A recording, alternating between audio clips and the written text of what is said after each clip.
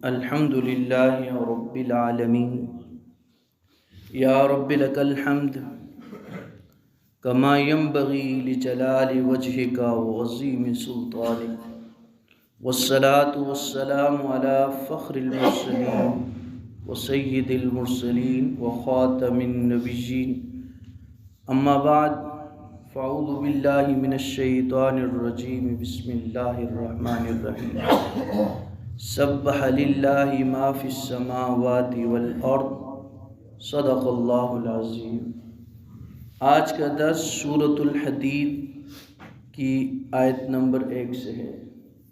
اس سورت کا نام حدید ہے۔ حدید عربی میں لوہے کو کہتے ہیں۔ اس سورت کے آخر میں لوہے کا ذکر آئے گا، اس پہ اس کا نام رکھ دیا گیا۔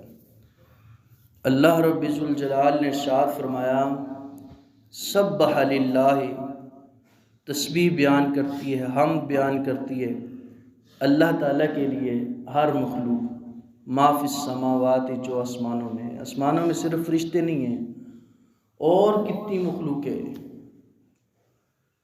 جن کو ہم نہیں جانتے، لیکن سب اللہ تعالیٰ کی تسبیح بیان کرنے میں لگی ہوئی ہے۔ والارض، اور جو زمین میں ہے، درخت کا ایک ایک پتا اللہ کی تسبیح بیان کر رہا ہے۔ پانی کی ایک ایک بوند، ایک ایک قطرہ اللہ کی تسبیح میں لگا ہوا ہے، لیکن ہمیں نہیں پتا، ہم اس کو سمجھ نہیں پا رہے۔ وَهُوَ الْعَزِيزُ الْحَكِيمُ، اور وہ غالب ہے، حکمت والا ہے۔ غالب ہے، جو چاہے کر دے، کوئی روک نہیں سکتا، ٹال نہیں سکتا۔ حکمت والا ہے، کوئی کام بھی اس کا حکمت سے خالی نہیں ہے۔ فعل الحکیم لا یخلو عن الحکمہ، حکیم کا کوئی کام بھی حکمت سے خالی نہیں ہوتا، ہمیں وہ سمجھ میں آئے یا نہ آئے۔ لہو ملک السماوات والارض، اسی کے لیے ہے بادشاہی آسمانوں کی اور زمین کی۔ یحیی و یمیت، زندگی بھی وہ عطا فرماتا ہے اور موت بھی وہی دیتا ہے۔ زندگی موت کا اختیار اللہ رب ذوالجلال کے ہاتھ میں ہے۔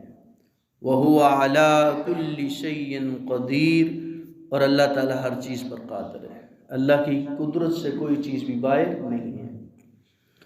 هُوَ الْأَوَّلُ، وہی سب سے اول ہے۔ کوئی چیز بھی نہیں تھی کائنات میں، لیکن ایک ذات تھی، اللہ تعالیٰ کی ذات۔ والآخر، سب سے آخر میں بھی وہی ہے۔ کوئی چیز بھی نہیں رہے گی، ہر چیز ختم ہو جائے گی، تباہ ہو جائے گی، برباد ہو جائے گی، لیکن ایک ذات اس وقت بھی رہے گی، وہ اللہ کی ذات ہے۔ والظاہر، اور وہ ظاہر ہے۔ ظاہر اتنا ہے کہ ہر چیز میں وہی نظر آتا ہے، اس کی قدرت نظر آتی ہے۔ ہر چیز جو بھی دیکھیں، آسمان، زمین، دریا، انسان کے اندر کا نظام، معاملات، ہر چیز میں اس کی قدرت نظر۔ کل شیء تدل لہ، کہ ہر چیز اس چیز پر دلالت کرتی ہے کہ اس میں اللہ تعالیٰ کی قدرت کی جھلک نظر آ رہی ہے، تو ظاہر ہے۔ والباطن، اور باطن اتنا ہے، پوشیدہ اتنا ہے، اس کو دیکھا نہیں جا سکتا دنیا میں، بہت پوشیدہ ہے، خوردبین سے بھی نہیں دیکھا جا سکتا ذات کے اعتبار سے۔ یعنی قدرت نمایاں ہے ہر چیز میں، لیکن ذات بہت پوشیدہ ہے۔ نبی علیہ الصلوۃ نے فرمایا شیطان تمہارے پاس آتا ہے، تمہارے دل و دماغ پہ اثر کرتا ہے اور کہتا ہے تمہیں کس نے پیدا کیا؟ بندہ کہتے ہیں مجھے اللہ نے پیدا کیا۔ یہ ساری کائنات کو کس نے پیدا کیا؟ اللہ نے پیدا کیا۔ آسمانوں زمینوں کو کس نے پیدا کیا؟ فرشتوں کو، جنوں کو، کہتے ہیں اللہ۔ پھر شیطان وار کرتا ہے، کہتے ہیں اللہ کو کس نے پیدا کیا؟ نبی علیہ الصلوۃ نے فرمایا جب یہاں پہنچو تو اعوذ باللہ من الشیطان الرجیم، کیونکہ وہ ذات بہت بڑی ذات ہے، ہمارے دل و دماغ میں، دل میں آ جائے گی، دماغ میں نہیں آ سکتی، دماغ بہت چھوٹا ہے۔ لیکن ابھی حکم کیا ہے؟ اللہ کی قدرتوں میں، اللہ کے نظاروں میں، اس میں غور و فکر کر کے اللہ کی ذات تک پہنچو، نہ کہ اللہ تعالیٰ کی ذات میں غور و فکر کر، نہیں، وہ ذات بہت ہے۔ ہم امام اعظم ابو حنیفہ رحمۃ اللہ علیہ نے فرمایا تھا کہ میں اللہ کی حقیقت کو سمجھ گیا، جیسے اللہ کو پہچاننے کا حق ہے نا، میں اللہ کو پہچان گیا۔ کسی نے پوچھا کیا پہچان گیا؟ فرمایا وہ ذات اس چھوٹی سی عقل میں نہیں آ سکتی، عقل سے ماورا ہے۔ وَهُوَ بِكُلِّ شَيْءٍ عَلِيمٌ، فرمایا وہ ہر چیز کو جاننے والا ہے۔ هُوَ الَّذِي خَلَقَ السَّمَاوَاتِ وَالْأَرْضَ، اللہ وہ ذات ہے جس نے پیدا کیا آسمانوں کو اور زمینوں کو، فی ستۃ ایام، 6 دنوں میں۔ 6 دن کا جتنا وقفہ ہے نا اتنے میں پیدا کیا۔ جب زمین نہیں تھی، آسمان، سورج، ستارے، پھر تو دن بھی نہیں تھے اس وقت نا، مطلب آج کے جو دن ہے نا اس حساب سے اللہ نے 6 دنوں میں پیدا فرمایا۔ لیکن اگر اللہ تعالیٰ چاہتا نا کن 1 سیکنڈ سے بھی کم میں پیدا فرما سکتا تھا، لیکن کیا نہیں۔ کیوں؟ اپنی مخلوق کو، اپنے بندوں کو یہ درس دیا، یہ سمجھایا کہ میں خالق کے کائنات ہوں، جو چاہے کر دوں، پھر بھی میں کیا کر رہا ہوں؟ تکوینی امور کر رہا ہوں، ٹھہر ٹھہر کے کر رہا ہوں، تاکہ میرا بندہ جو کام کرے تحمل سے کرے، صبر سے کرے۔ یہ نہیں کرے کہ بھئی میں ایک دم میں یہ کر دوں، جو یہ کرتے ہیں نا رات سے صبح میں امیر ہو جاؤں، یا رات سے صبح میں یہ ہو جاؤں، پھر وہ کچھ بھی نہیں ہوتے، آپ پہلے سے بھی پیچھے چلے جاتے ہیں، برباد ہو جاتے ہیں۔ نہیں، مستقل مزاجی سے، تحمل سے آگے بڑھتے چلے جائیں، نیکیوں میں، ہر چیز میں کوشش کرنی چاہیے۔ کوشش کا رب ذوالجلال حکم دیتا ہے، پسند کرتا ہے محنتی لوگوں کو، کوشش کرنے والوں کو، کہ یہ میرا بندہ ہے۔ حدیث پاک میں آتا ہے المومن القوی خیر من المومن الضعیف، فرمایا طاقتور مومن اللہ کو بڑا محبوب ہے بنسبت کمزور کے، ڈھیلے ڈالے کے، سست ہے، کاہل ہے۔ نہیں، سست کو اللہ پسند نہیں کرتا، چست کو اللہ تعالیٰ پسند کرتا ہے، جستجو کرنے والے کو۔ ثم استوى علی العرش، پھر اللہ تعالیٰ عرش پر مستوی ہوا۔ جیسے اللہ تعالیٰ کی شان اس کو بھی بیان نہیں کیا جا سکتا۔ امام مالک سے کسی نے پوچھا استواء العرش، اللہ تعالیٰ عرش پر مستوی ہوا، بیٹھا تو کیسے؟ آپ نے فرمایا الاستواء معلوم، اللہ عرش پر مستوی ہے، قرآن میں آ گیا، پتہ نہیں۔ وَكَيْفِيَتُهُ مَجْهُولٌ، لیکن اس کی کیفیت مجہول ہے، نہیں بتائی جا سکتی، کیونکہ اس کی شان نرالی ہے۔ وَالسَّوَالُ عَنْهَا بِدْعَةٌ، فرمایا اس کے بارے میں سوال کرنا بدعت ہے، گمراہی ہے۔ کیوں؟ وہ عرش پر بھی ہے اور ہمارے دل کے قریب بھی ہے کہ نہیں؟ وَنَحْنُ أَقْرَبُ إِلَيْهِ مِنْ حَبْلِ الْوَرِيدِ، ہر چیز، ہر جگہ رب ذوالجلال کی ذات موجود ہے۔ يَعْلَمُ مَا يَلِجُ فِي الْأَرْضِ، وہ جانتا ہے جو داخل ہوتی ہے زمین میں چیزیں، مردے کتنے روزانہ دفنائے جا رہے ہیں، اور کتنی چیزیں زمین میں جاتی ہے، بارش کا پانی، اور وَمَا يَخْرُجُ مِنْهَا، اور جو نکلتے ہیں زمین سے، پھل، اناج، غلے، وَمَا يَنزِلُ مِنَ السَّمَاءِ، اور جو اترتے ہیں آسمانوں سے، فرشتے، بارش اور اللہ تعالیٰ کی رحمتیں، وَمَا يَعْرُجُ فِيهَا، اور جو چڑھتے ہیں اس میں، نیک اعمال، نیک روحیں، وَهُوَ مَعَكُمْ أَيْنَمَا كُنْتُمْ، فرمایا اللہ تمہارے ساتھ ہے جہاں کہیں بھی تم ہو۔ فرمایا نا اگر تم 2 جا رہے ہو تو یہ نہ سمجھو 2، تیسرا تمہارے ساتھ اللہ کی ذات موجود ہے۔ اگر 5 جا رہے ہو، 4 جا رہے ہو تو پانچویں ذات اللہ کی ذات ہے۔ وَاللَّهُ بِمَا تَعْمَلُونَ بَصِيرٌ، اور اللہ تعالیٰ جو تم عمل کرتے ہو دیکھ رہا ہے۔ اللہ کی نگاہ سے کوئی چیز اوجل نہیں ہے، پوشیدہ نہیں ہے کہ آپ سوچیں کہ میں نے یہ عمل کیا اور پتہ نہیں اللہ تعالیٰ کو نہ چلے، الیاذ باللہ، نہیں، اس کے علم میں ہے، ہر چیز لکھی ہوئی ہے۔ فرشتے نہ بھی لکھیں، مثال کے طور پہ ایک آدمی نے دل میں درود پاک پڑھ لیا ہے، دل میں اللہ کا ذکر کیا، فرشتے اس کو تو نہیں لکھ سکیں گے نا، فرشتے تو اس چیز کو لکھتے ہیں جو زبان سے ہم کہتے ہیں، لیکن اللہ کے علم میں وہ موجود ہے، اس پہ بھی آپ کو جزا ملے گی۔ لہو ملک السماوات والارض، بادشاہی اسی کے لیے آسمانوں میں بھی اور زمینوں میں بھی۔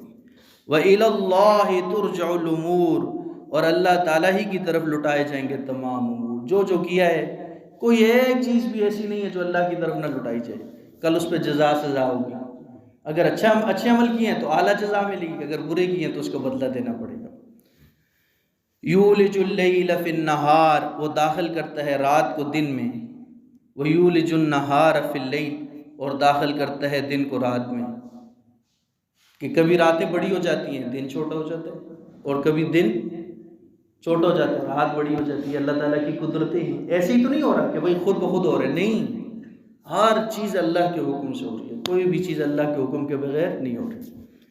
وَهُوَ عَلِيمٌ بِذَاتِ الصُّدُورِ، اور اللہ تعالیٰ جاننے والا ہے دلوں کے بیدوں کو، دلوں کے رازوں کو، جو دلوں میں خیالات اٹھ رہے ہمارے، اللہ تعالیٰ وہ جانتا ہے، باخبر ہے، اس سے کچھ چیز پوشیدہ نہیں ہے۔ آمنوا باللہ ورسولہ، فرمایا تم ایمان لے اللہ پر اور اس کے رسول پر، وانفقوا، اور خرچ کرو، مما جعلکم مستخلفین فیہ، خرچ کرو اس میں سے جس میں بنایا ہے تم کو اللہ تعالیٰ نے نائب۔ آپ کے پاس یا میرے پاس کوئی بھی چیز ہے، ہم حقیقی اس کے مالک نہیں ہیں، حقیقی مالک اللہ کی ذات ہے، ہم اس کے نائب ہیں۔ کل ہم سے پوچھ گچھ ہوگی، میں نے مال دیا تھا کہاں لگایا، جوانی دی تھی کہاں خرچ کی، کہاں سے کمایا کہاں لگایا، یہ سارے سوال ہوتے۔ کیا پتہ چلا؟ ہم مالک نہیں ہیں، مالک کون ہے؟ اللہ کی ذات ہے، اور ہم اس کے نائب ہیں۔ پھر جب نائب ہیں تو جیسے وہ حکم کرے اس پہ خرچ کرنا چاہیے۔ اور دوسرا اس میں ایک بعض مفسرین فرماتے ہیں جس طرح مال ہے اسی طرح اللہ نے کسی کو علم دیا تو علم میں نائب ہے، وہ علم پھیلائے بتائے۔ کسی کو اللہ نے طاقت دی ہے دوسروں کی مدد کرے، کسی کو اللہ نے ہنر دیا ہے، فن دیا ہے، وہ دوسروں کو سکھائے کہ اللہ نے مجھے سکھایا ہے۔ سبب تو اللہ تعالیٰ کی ذات بنانے والی ہے تاکہ دوسروں کے لیے آسانیاں بنے۔ یعنی یہ ہے حدیث پاک میں آتا ہے نا، تم مومن اس وقت تک نہیں ہو سکتے جب تک اپنے بھائی کے لیے وہ چیز پسند نہ کرو جو اپنے لیے پسند کرو۔ تو جو آپ کو اللہ نے صلاحیت دی ہے نا، وہ وہیں بند نہ کرو، بلکہ اس صلاحیت کو کیا کرو، آگے پھیلا دو اللہ کی رضا کے لیے۔ اللہ تعالیٰ بھی راضی ہو جائے گا، نبی علیہ الصلوۃ والسلام بھی خوش ہو جائیں گے، پھر اللہ اور صلاحیتیں عطا کرے گا۔ لیکن جو چھپا دیتے ہیں نا، کہتے ہیں نا بھائی میرے پاس رہے، پھر وہ ادھر ہی رہتی ہے، خود بھی مر جاتی ہیں اور آگے پھیلتا بھی نہیں ہے، اور اللہ اوپر سے راستہ بھی بند کر دیتا ہے۔ فَالَّذِينَ آمَنُوا مِنْكُمْ، بس بہرحال وہ لوگ جو ایمان لائے تم میں سے، وَانْفَقُوا، اور ان نے خرچ کیا، لَهُمْ أَجْرٌ كَبِيرٌ، اللہ کے ہاں بہت بڑا اجر ہے۔ جب اللہ تعالیٰ کے ہاں اجر مل رہا ہوگا نا، پھر کہے گا میں تو اپنے پاس کچھ رکھتا ہی نہیں، سارا اس کے راستے میں دے دیتا، ساری صلاحیتیں اللہ کی رضا میں لگا دیتا۔ اللہ تعالیٰ سے دعا گو ہوں اللہ تعالیٰ میں شریعت مطہرہ کو سمجھنے اور اس پر عمل پیرا ہونے کی توفیق عطا فرمائے۔ وآخر دعوانا ان الحمد للہ رب العالمین، الحمد للہ رب العالمین۔ اللہم صلی علی سیدنا محمد وآلہ کما تحب وترضى له یا حلیم یا علیم یا علی یا عظیم۔ نماز فجر کے اندر، درس قرآن کے اندر غلطی کوتاہی کمی کوتاہی معاف فرما، اپنی بارگاہ میں قبول و منظور فرما، ہمارا پڑھنا سننا بیٹھنا قبول فرما کر ہم سب کو جزائے جزیل عطا فرما، ہمارے کبیرہ صغیرہ گناہوں کو معاف فرما، آئندہ کے لیے اعمال صالحہ کی توفیق عطا فرما، ہم سب کو صحت والی، عافیت والی، برکت والی، نیک اعمال والی زندگی عطا فرما، رزق حلال طیب طاہر وسیع برکت کثرت والا نصیب فرما، رزق کی تنگی سے حرام کے لقمے سے ہمیشہ محفوظ و معمور فرما، یا ذی الجلال والاکرام دنیا آخرت کی رسوائیوں سے محفوظ فرما، ایمان کی حلاوت اور مٹھاس ہم سب کا مقدر فرما، ہم سب کا خاتمہ ایمان پر فرما، موت سے پہلے موت کی تیاری کی توفیق عطا فرما، جن دوست احباب نے دعاؤں کا کہا ہے یا اللہ سب کی حاجات پوری فرما، پریشانیوں کو دور فرما، نیک مقاصد میں کامیابی اور کامرانی نصیب فرما، یا ذی الجلال والاکرام۔ دوسرا اشتہ بھی اپنے اختتام کی طرف جا رہے ہیں، اس اشتہ میں ہم سب کی بخشش و مغفرت فرما، ہمیں اپنی بخشش و مغفرت سے کبھی بھی محروم نہ فرمانا، یا ذی الجلال والاکرام۔ آخری اشتہ میں ہمیں جہنم سے خلاصی کا پروانہ نصیب فرما، آخرت میں اپنے پیارے محبوب کی شفاعت نصیب فرمانا، جام کوثر اپنے حبیب کے ہاتھوں سے نصیب فرمانا، جنت الفردوس میں اپنے محبوب کا پڑوس نصیب فرمانا۔